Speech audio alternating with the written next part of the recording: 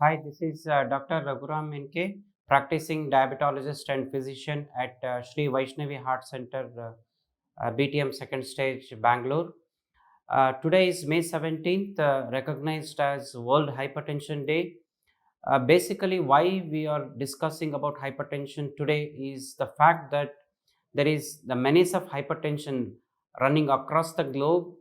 If you look at the statistics, basically more than 30% of adult population across the globe are suffering from hypertension. That's a huge number, and India is no different from this situation. In fact, if you look at the ICMR latest survey, they are saying that close to around 1 in 4 Indian is has become hypertensive. So that's a huge number. We have to tackle this. And in fact, the control of hypertension is also a sad story. Less than 10% of the people who are suffering from hypertension have BP under control with medication also. So that's a really a sad story, and we need to do a lot to pick up hypertension at the beginning itself, at the earliest, treat it accordingly, make sure that the compliance is there and prevent complications. So that's why we are focusing more on hypertension on this day. And what does it actually do to people? Basically, it primarily affects the three major organs of our body: the brain, the heart, and kidneys. Of course, your eyes are also affected. On the heart, if you look at, it can lead to heart failure and arrhythmias. On the kidneys, basically it can lead to chronic kidney disease and ultimately end stage renal disease. And on the eyes, it can cause retinopathy, very important complication there. And of course, on the brain, it can cause stroke basically, and also dementia. So many times people tend to forget dementia. It's also an important complication of hypertension. And over and above all this, if you look at the lifespan of a hypertensive, they actually end up with premature death.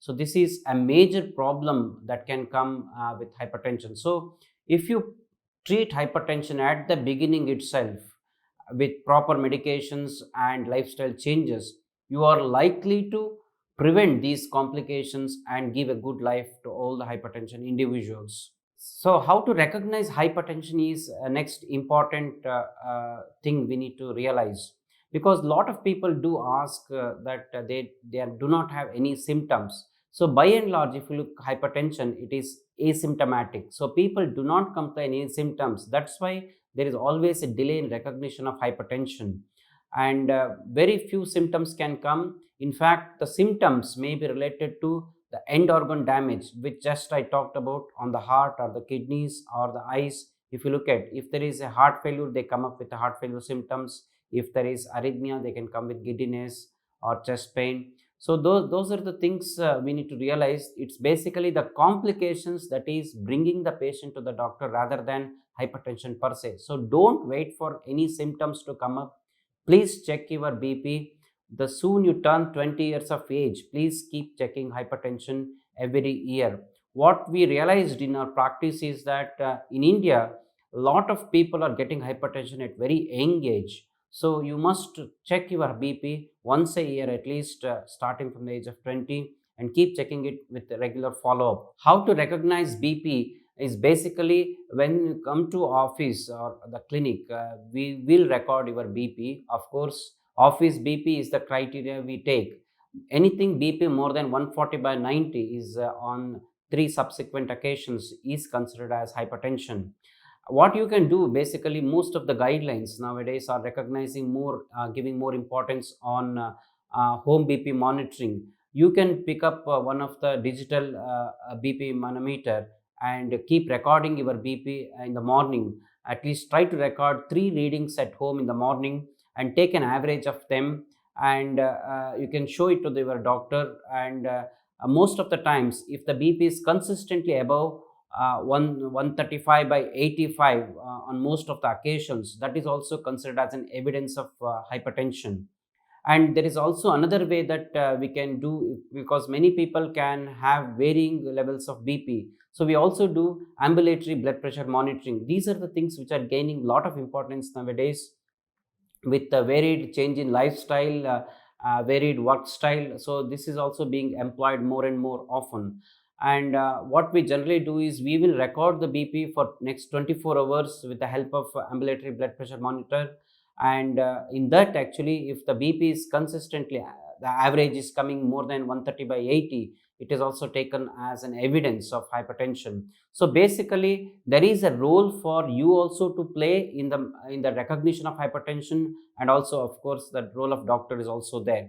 So once you recognize this, it is important to treat, basically.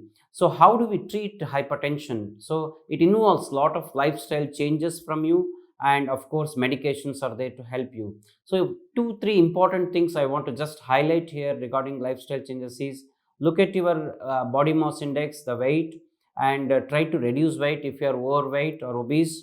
That will do a lot of good job in reducing hypertension in the long run. And regarding diet, very important thing is salt restriction, what we call generally call as dash diet, dietary approaches to stop hypertension. It involves basically lot of fruits and vegetables in your diet. Basically, that will give a lot of fiber, and you need to do a salt restricted diet. Basically, it's not salt eliminated diet, rather it is salt restricted diet. And a lot of fruits and vegetables. If you employ this, most of the times your BP can reduce quite quickly. And also important is salt restriction, and along with that smoking cessation and alcohol cessation. These two are very important aspects of lifestyle change which you need to adopt. Of course, nowadays with lot of stress there at work as well as at home, so you must make sure that you get adequate sleep. Very essential thing nowadays. Stress management and adequate sleep are also very essential in controlling BP. Apart from this, of course, when the BP is not controlled with these lifestyle changes, we are going to initiate antihypertensive drugs. One of the things we look at in the treatment of hypertension is about medication adherence. People tend to miss medication just because they think that the BP has come under control. Please don't do that. If you stop the medication, again the BP is going to rise. So we have made the diagnosis of hypertension. It's a lifetime diagnosis, and please stick to the medication. Then only you can prevent the end organ complications.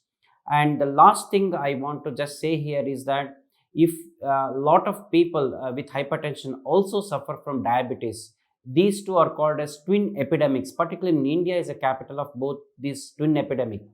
And about at least 50% of hypertensives are also ending up with diabetes. Together, these two definitely increases the cardiovascular risk, the chances of heart attack, the heart failure, the stroke, and both these require an urgent attention and good management and good participation, both from the patients, from the family, as well as from the doctors. With this note, I hope all of you please check your BP levels, contact your nearest doctor, get the help. Thank you.